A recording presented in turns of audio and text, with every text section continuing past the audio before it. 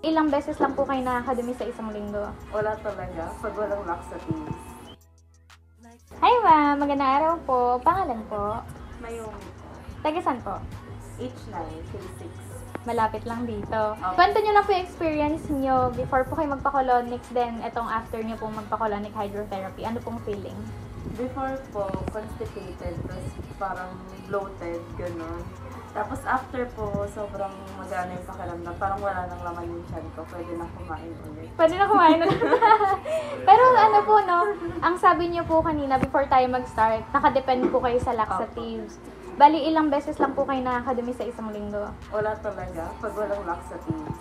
So, very dependent pa sa laxative. So, ngayon, feeling niyo po ba magla-laxative pa rin kayo after?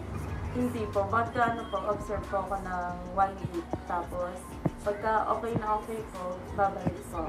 Ayun, marirecommend niyo po ba yung colonic, yung Dr. Gat Wellness Center? Yes po. Tapos meron po silang libreng check-up. Nakita ko yung sakit ng dip ko. Hindi ko inakala.